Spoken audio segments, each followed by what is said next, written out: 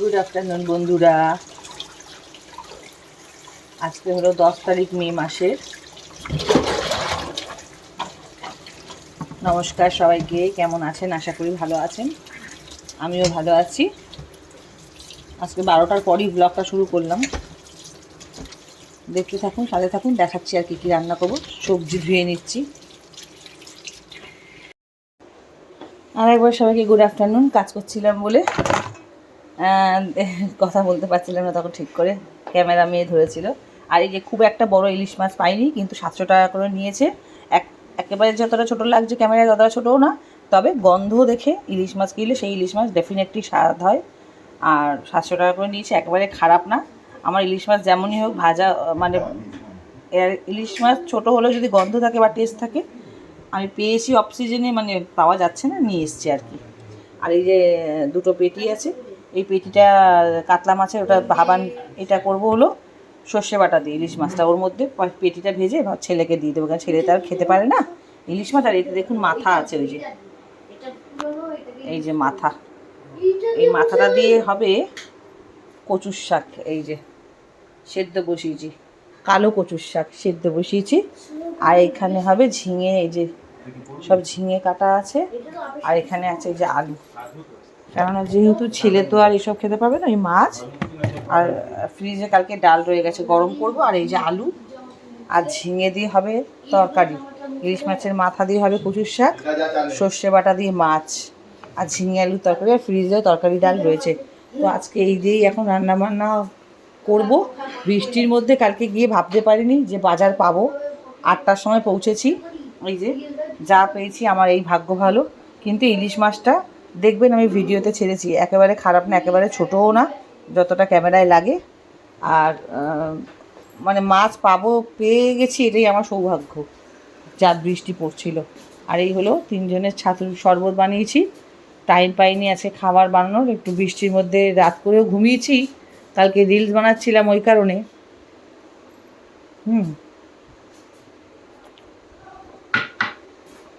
ছাতুটা খেয়ে নিয়ে এদিকে খেতে খেতে রান্না করছি। কালকে রিলস বানাতে গিয়ে অনেক রাত হয়ে গেছে, সেই কারণে ঘুমটাও অনেক রাত হয়ে গেছে। পরে আসছি, সাথে থাকুন তাহলে। এই দেখুন ইলিশ মাছটা এর মধ্যে একটু সাঁতলে নিয়েছি, ঝিঙে আলুর তরকারি বসাবো বলে এই কড়াটাতে। তেলের মধ্যে ইলিশ মাছটা একটু হালকা করে মানে হালকা লাইট করে গরম তেলে ছেড়েই তুলে নিয়েছি। আর মাছগুলো ভাজার পর যে একটা সেন্ট ইলিশ মাছের তেলের মধ্যে গন্ধ রয়ে যায়, সেটার মধ্যে পাঁচফোড়ন, পেঁয়াজ, কাঁচা লঙ্কা, শুকনো লঙ্কা দিয়ে ফোড়ন, একটু ঝিঙে আলুর তরকারি করে, একটু মিষ্টি মিষ্টি করবেন তরকারিটা। খেয়ে দেখবেন এরকম তরকারি, কোনো মশলা লাগে না, কোনো কিছু লাগে না, দারুণ লাগে। আর ঝিঙেটা একটু পরে দেবো, নাহলে পড়ে যাবে। আলুটাও একটু ভেজে নিই ঢেকে ঢেকে। আর একটা কী বলুন তো, ইলিশ মাছ অনেক সময় বড় ইলিশ মাছ আমি নিজে কিনেছিলাম একবার, তখন 2000 টাকা করে কিলো নিয়েছিল, বেশ 2 বছর আগের কথা বলছি। 1 কেজি 200 মতো ওজন ছিল।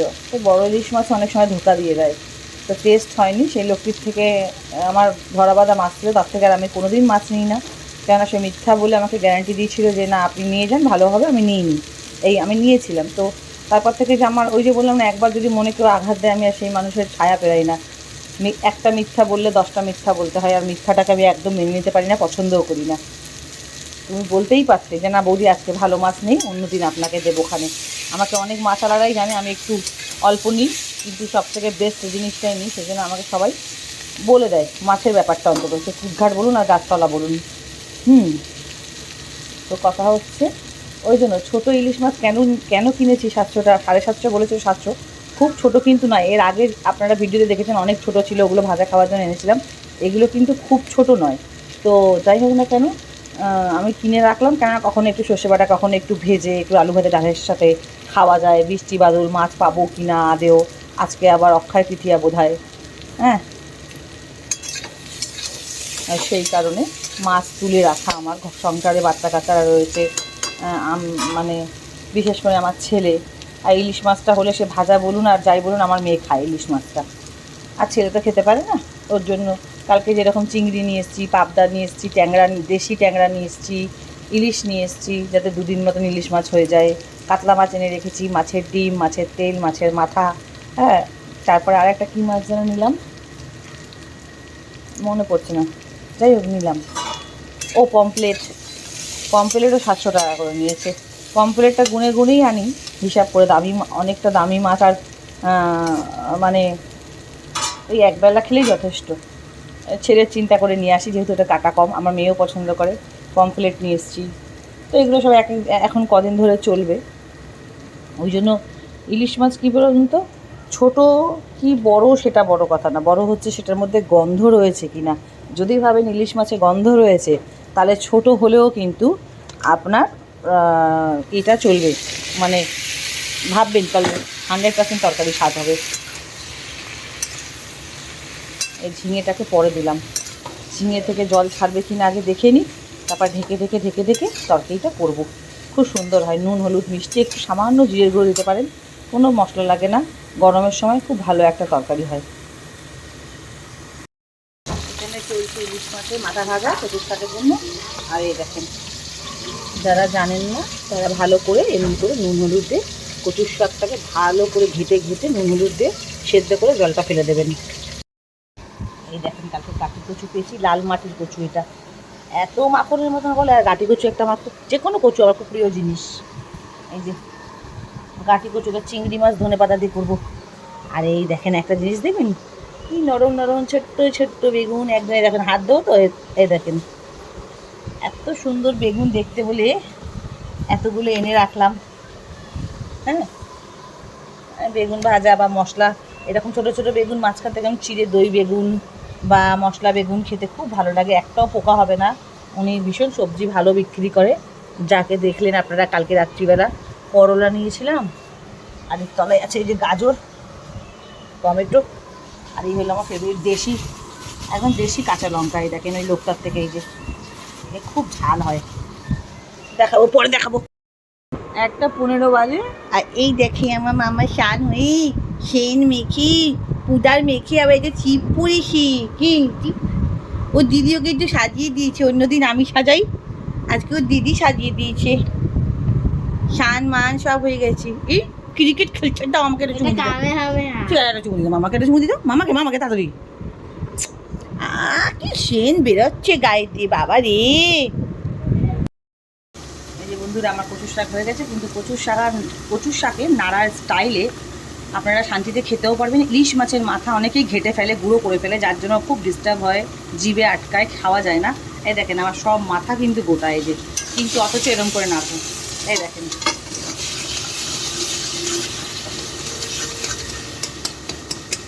এই হলো নাড়ার স্টাইল, সরিয়ে সরিয়ে মাথা সরিয়ে সরিয়ে, দেখেছেন?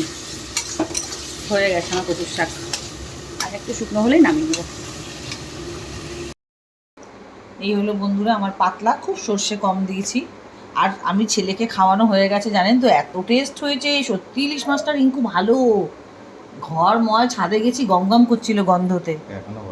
হ্যাঁ, আর টেস্ট হয়েছে কি, এই যে পাতলা অল্প করে সর্ষে দিয়েছি, পাতলা কাঁচা লঙ্কা কালো জিরে দিয়ে ইলিশ মাছের ঝোল। আর এই হলো কচুর শাক, তোমার হাতের আলো পড়ছে ব্যাক ক্যামেরার পেছনে। হ্যাঁ, এই যে কচুর শাক, আর এই হলো ঝিঙে আলুর একটু পাতলা, বাচ্চাদের চিন্তা করে একটু তরকারি করেছি কাঁচা লঙ্কা। এই যে বন্ধুরা কচুর শাক পাতে, আর এই যে ভাত নিয়ে নিয়েছি লাঞ্চ করে, ইভিনিংয়ে দেখা হচ্ছে, সবাইকেই দিয়ে দিয়েছি। এই যে এটা আমার ভাত। গুড ইভিনিং বন্ধুরা, আমার মেয়ে এত সুন্দর করে পুজো দিয়েছে আজকে।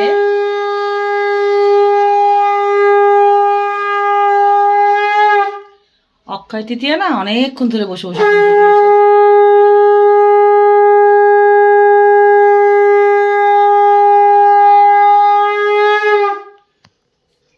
আজকে গাণিপতি বাপা লক্ষ্মী পুজোর করাটা কোজাগরি খুব শুভ দিন, আর মেষ রাশিদের জন্য খুব ভালো। আমার মেয়ের মেষ রাশি, আমি ওই জন্য বললাম আজকে তুমি দাও, ও তো দেয় মাঝে মাঝেই, তুমি দাও গণেশ লক্ষ্মী, এই যে আমাদের।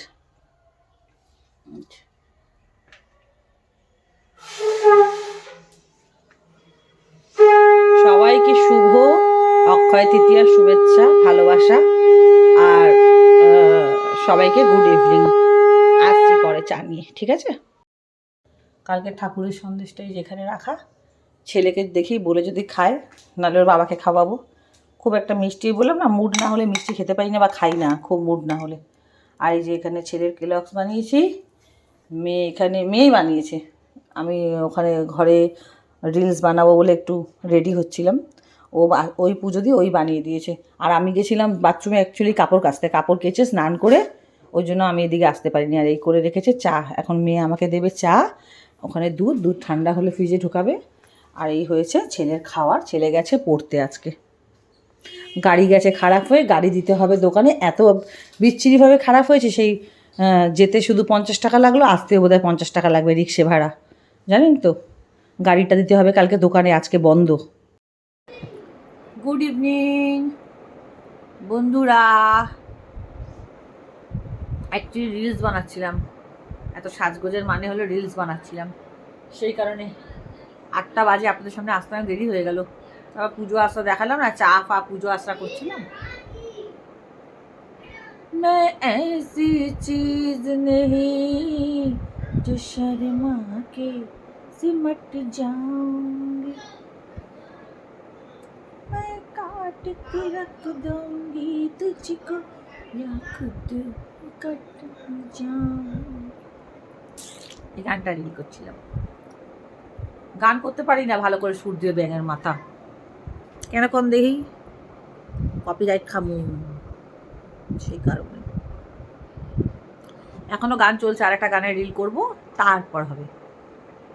ওকে তোকে তোকে তোকে আজকাল যদি কালকের ব্লগটা দেখলেন তো, কি কষ্ট করে আমি মানে ভিজে পুড়ে পুরো বাজারে গেছিলাম, কত কিছু বাজার করে নিয়েছি, সব তো বললাম দেখালাম। দেখে আর কি হবে, ভিজে ভিজে মাথার অবস্থা খারাপ।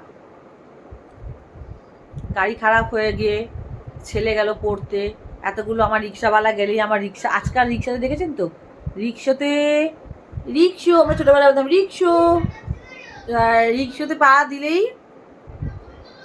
30 টাকা, যেতে আসতে গেলে 100 টাকা, মানে পা দিলে 30 টাকা, দূর হলে 40-50 আর কি। তো গেল, আমার খুব গায়ে লাগে এরকম ভাবে করে। আর ওই কে ভাইয়া ফোন আইছে,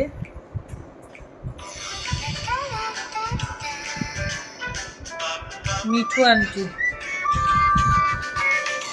ওর আন্টি ফোন করেছে, দাঁড়ান ওর ম্যাম, বাবু ছেলের ম্যাম ফোন করেছে, কথা বলে আসছে।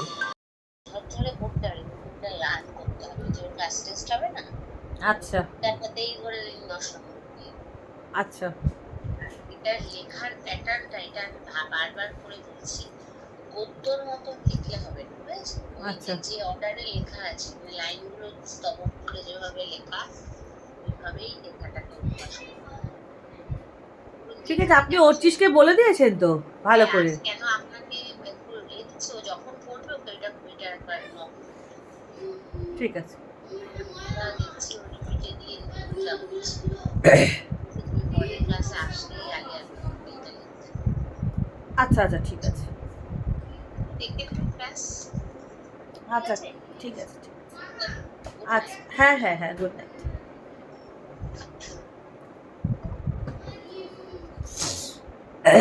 ছেলের ম্যাম ফোন করেছিল,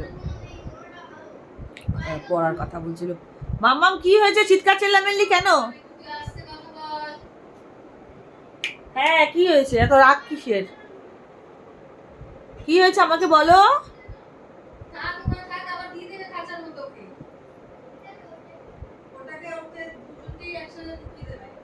কি একটা ছেলে ডাকাটা হয়েছে, আসছি পরে আসছি।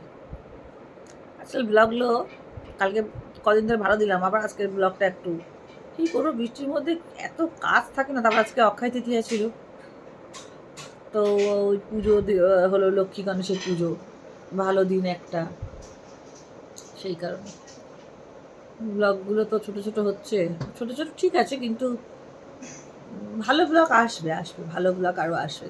সাথে থাকেন, দেখবেন আপনারা যা ভালোবাসা দিচ্ছেন, যা সাপোর্ট করছেন আমাকে। আমি এত, অনেকেই আমাকে না মেসেঞ্জারে বলে মাঝে মাঝে যে এই করলে হবে, ওই করলে হবে। আমি মনে ভাবছি আমি তো বেশি দিন খুলিনি, আর বেশি দিন আমি আসিও নি ইউটিউবে। তো ঠাকুরের আশীর্বাদে থাক। আপনাদের সবার যা আমার ভালোবাসা পাচ্ছি, যা আপনারা ভালোবাসা দিচ্ছেন,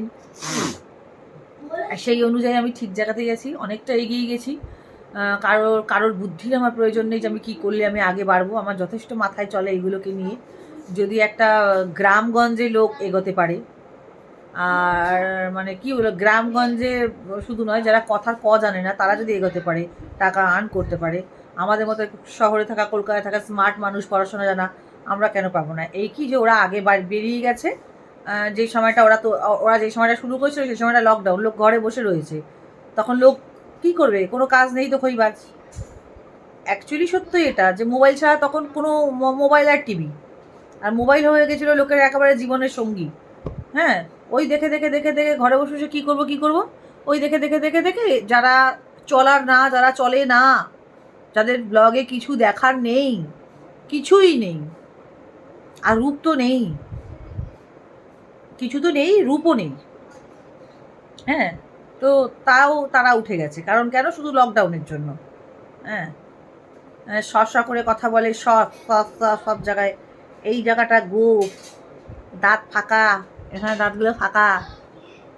হ্যাঁ, মানে কি বলবো, এক একজনের ব্লগ দেখলে দুটো পয়সা ইনকাম করে বলে, যদি মানে তাদের আবভাব অ্যাটিটিউড দেখেন, মানে আমি ভাবছি তাই সত্যি, মানে আমাদের জায়গাতে এইটুকুনি, মানে আমি তো বলি না আমি স্বর্গের রূপসী, কিন্তু বক্তব্য হলো যে এইটুকু জায়গাতেও যদি তারা থাকতো, এইটুকুনিও যদি পেতো, আমার মনে হয় পৃথিবীকে আঙুলে এমনি করে ঘোরাতো। আমার মন বলে তাদেরকে দেখলে। আমি তাদের জন্য একটাই কথা বলবো, প্লিজ অহংকার ছেড়ে মাটিতে পা দিয়ে হাঁটো। মানুষ মাটিতেই পা দিয়ে হাঁটে, আর সোনার চামচ মুখে নিয়ে কেউ জন্মায় না। তো অহংকার করতে নেই, কোনো জিনিস নেই অহংকার করা, বিশেষ করে টাকা নিয়ে। আজ আছে টাকা, কাল নেই টাকা, মাটি টাকা, ওটা নিয়ে অহংকার করতে নেই, কোনো দিন অহংকার করতে নেই টাকা নিয়ে। আর নিজেকে একটু প্লিজ মানে যারা এরকম টাইপের, যাদের স্ট্যান্ডার্ড আছে, যারা পড়াশোনা শিক্ষিত, অনেক ইউটিউবারদেরকে দেখি তাদেরকে করলে মানায়, কিন্তু যাদেরকে মানায় না, না তারা প্লিজ করো না, অতিরিক্ত করো না, অতিরিক্ত যারা করে করো না। কারণ ভালো ভালো মহিলারা বলছে, আর কিছু কিছু আমি আর পাবলিকদেরকে দেখি, তাদেরকে দেখে কিছু কিছু পাবলিকদেরকে, কি দেখেন তাদের ব্লগে, কি দেখেন, কি বুঝতে পারেন, কি দেখতে চান, মানে কি দেখতে চান না, সরি, কি দেখতে পান তাদের ব্লগে, তাদেরকে দেখেন। আজ একটা কত সুন্দর ভালো মহিলা বলছে যে জানেন, আমি আজকে 3 বছর ধরে এই লাইনে পিসছি, তবে গিয়ে একটু টাকা আর্ন করছি, কিন্তু কি করতে হলো, লাস্টে নাকি তাকে উল্টোপাল্টা সিনারি করতে হলো, বলছে আমার বুকের থেকে লাস্টে কাপড় সরাতে হলো, তবে আমি ফেমাস হলাম, তবে আমাকে লোকে দেখলো। কিন্তু এটা কি ঠিক? এটা কি ঠিক? যাদের ব্লগে কিছু দেখার নেই তাদেরকে দেখছেন, কারণ কেন? তাদের অঙ্গ প্রত্যঙ্গ, তাদের শরীর দেখিয়ে ব্লগ করে পয়সা ইনকাম করতে চাইছে, তাই আপনারা দেখছেন ইন্টারেস্টেড হয়ে। কিন্তু যারা সত্যি মেহনত করে, যারা সত্যি কষ্ট করে, যারা খাটে, ব্লগের পেছনে পয়সা খরচ করে, ব্লগ ছাড়লে কি, ব্লগ ছাড়তে পয়সা লাগে না, ব্লগ করতে পয়সা লাগে না, নেট খরচ হয় না, ব্লগ এডিটিং করতে কষ্ট হয় না, কাটছাট করে ব্লগ সারাদিন ধরে মাথায় রেখে ভেবে চিন্তা করে, এই না আমাকে ব্লগ দিতেই হবে, আমাকে এই সময়টা ব্লগ করতে হবে, আমাকে ওই সময়টা ব্লগ করতে হবে, আমাকে সেই ব্লগগুলোকে সেই ভিডিওগুলোকে এক জায়গায় করতে হয়, সেগুলো এডিটিং করতে হয়, সেগুলোকে থাম্বনেল বসাতে হয়, তাকে ভাবনা চিন্তা করে কী থাম্বনেল দেবো কি না, হ্যাঁ কী কন্টেন্ট নিয়ে ভিডিও করব কি না, এগুলো ভাবনা চিন্তা, কত টেনশান, কত চিন্তা, কত খাটনি ব্লগ করতে গেলে। আর মানে পয়সা খরচ, মানে কত লোক আছে যে পয়সা খরচ কম করছে, অঙ্গ দেখেই উঠে যাচ্ছে, শরীর দেখেই উঠে যাচ্ছে। এগুলো করবেন না। যারা, আমার মনে হয় যারা সুন্দর, তারা এখান ঢাকা অব্দিও সুন্দর। এরকম করবেন না, সবাই এইভাবে করে করবেন না। সবাইকে সাপোর্ট করুন, সবাইকে সাপোর্ট করুন, সবারটা দেখুন, দেখার হলে সবাইকে সাপোর্ট করুন। সেই মেয়েটি যখন কাঁদছিল, মহিলাটি, আমার খুব খারাপ লাগছিল, খুব কষ্ট লাগছিল। আমি উঠি না উঠি আমার কোনো যায় আসে না, আমার পরের কথা পরে, কবে উঠবো না উঠবো সেটা পরের কথা। আমার খাটনি, আমার প্রেজেন্টেশন আমি করে দিয়ে যাব, আমার খাটনি আমি করে যাব। আর সবুরে নেওয়ার ফলে যদি কপালে এখানে থাকে তো নিশ্চয়ই হবে, সেটা কেউ আটকাতে পারবে না। আর যদি না থাকে সেটা না হবে, সেটাও সবই ওপরওয়ালার হাতে। কিন্তু বক্তব্য হলো, যারা অ্যাকচুয়ালি সত্যিকারের ব্লগে খাটে তাদের ব্লগ দেখুন, তারা অনেক অনেক মেহনত করে, আমিও করি। এই যে সেজে গুজে রিলস বানানো প্রচণ্ড খাটনি, প্রচণ্ড কষ্ট। তাদেরকে দেখুন, যাদেরটাই নেই, যারা নোংরামো করে একে নিয়ে পালিয়ে যাচ্ছে, ওকে নিয়ে পালিয়ে যাচ্ছে, বর ছেড়ে চলে যাচ্ছে, ডিভোর্স চলছে, ফাইল চলছে, কেস চলছে, এইসব নিয়ে ব্লগিং কন্টেন্ট, বাচ্চা নিয়ে টানাটানি, কেউ নিজের স্বামী ছেড়ে মিথ্যে মিথ্যে অভিনয় করে অন্য বর নিয়ে পালিয়ে যাচ্ছে কি না, যাতে পাবলিক ইন্টারেস্টেড হয়ে দেখুক। হ্যাঁ, সেই ব্লগগুলো তারা এখন ইদানিং করে লাফালাফি করছে, কারণ পাবলিক তাদেরকে দেখে দেখে তাদের ভিউয়ার্স বাড়ি, সাবস্ক্রাইব হয়েছে, তাই জন্য। তো এগুলো করবেন না, আমার রিকোয়েস্ট। যারা খাটে তাদের ব্লগ দেখুন প্লিজ, অনেক মেহনত, একটা ব্লগ করতে গেলে অনেক মেহনত। দেখুন বন্ধুরা, আমার মেয়ে কি সুন্দর স্যান্ডউইচ বানিয়েছে, দেখেছেন? আরে দুদিন ধরেই ব্রেড টাইনে পড়ে আছে, চিজ পড়ে আছে, শশা টশা সবই রয়েছে। এবারে কি খাবো, গাড়ি খারাপ হয়ে গেছে, বললাম বাইরে থেকে আনতে হবে না, ব্রেডটা সকালবেলাও করে করা হচ্ছে না, নষ্ট হবে, স্যান্ডউইচ করে। এই দেখেন চিজ দিয়ে, এইসব দিয়ে ও দারুণ বানায় আমার মেয়ে চাউমিন, এই ধরনের খাবার দাবার, শুধু তাই নয়, ভাত ডাল তরকারিও আমাকে একসময় করে খাওয়াতো দারুণভাবে। এটা পাপ্পুর। ওকে, খেয়ে নিয়ে আসছি। বন্ধুরা, এবার ব্লগ শেষ করতে হবে, অনেক রাত হয়ে গেছে, 12:05 হয়ে গেছে, ভুলে গিয়েছিলাম অ্যাকচুয়ালি। আশিস বিদ্যার্থী, এই যে মানুষটাকে আমার খুব ভালো লাগে। এই ওনারই ব্লগ, উনিও ব্লগিং করে, এত পয়সাওয়ালা হয়েও ব্লগিং করে, যেখানে ওনার দরকার পড়ে না তাও করে, এবং খুব ভালো লাগে মানুষটাকে।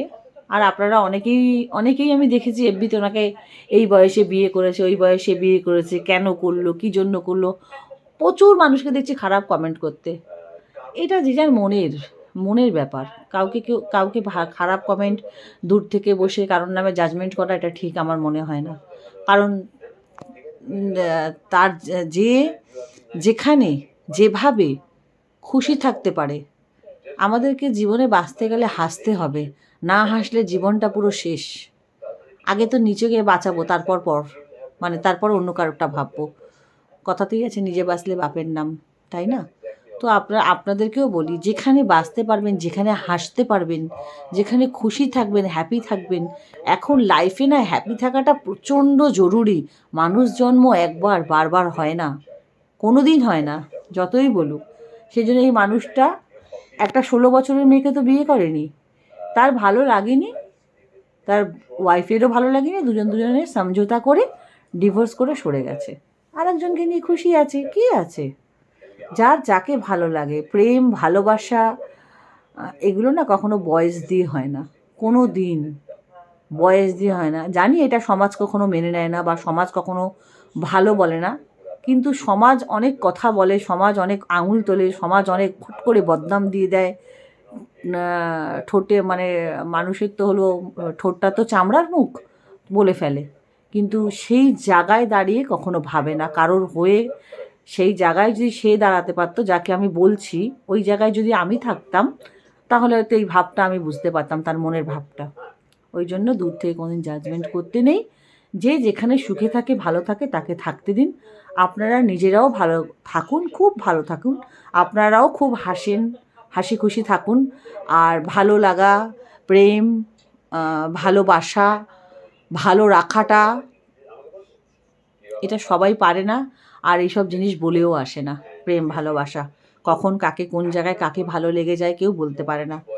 আর সবাই জীবনে যার ভালো লাগার মানুষকে ভালো লাগে, তার সাথে বসবাস করুন, সুখে শান্তিতে জীবন কাটান, এটাই বলবো। এনাকে দেখে আমি অনেক কিছু শিখি। এনার মতন আরও কিছু মহান মানুষ, কিছু আরও উচ্চ লেভেলের, যেসব, ইনি তো আরও উচ্চ লেভেলের একটা মানুষই, আরও প্রচুর এরকম মানুষকে আমি দেখি, আর তাদের থেকে অনেক কিছু শিখি। শেখার কোনো শেষ নেই, আর আমার তাতে কোনো লজ্জা নেই। নিশ্চয়ই আমি পৃথিবীর সব কিছু জানি না, জেনে আসিনি, আমারও অনেক কিছু শেখার আজও বাকি। হয়তো মানুষের শেখা মরতে দাম তাক, যতক্ষণ না চিতায় যাচ্ছি ততক্ষণ মানুষ শিখতে পারে। শেখার কোনো বয়স নেই, শেখার কোনো শেষ নেই, আর শিক্ষারও কোনো শেষ নেই। হ্যাঁ, তো চলুন, সবাই সবার জন্য প্রে করবেন, ভালো থাকবেন, আপনারাও হাসি খুশি থাকবেন, হাসি খুশি থাকার চেষ্টা করবেন। আর দেখতে ভুলবেন না, যদি কিছু ভুল বলে থাকি, যদি মনে হয় কারোর মনে কষ্ট দিয়ে থাকি, সরি, ক্ষমা করবেন। কিন্তু সঠিক কথা বলতে আমার মোটেও দ্বিধাবোধ মনে হয় না। চলুন, এই ব্লগটা আজকে এখানেই শেষ করলাম। কাল একটি নতুন ব্লগের সাথে দেখা হচ্ছে। রঞ্জিতার দুনিয়া দেখবেন। আর যাওয়ার সময় অবশ্যই সাবস্ক্রাইব করবেন, কমেন্ট করবেন, লাইক করবেন, শেয়ার করবেন। Thank you, good night, tata, শুভরাত্রি।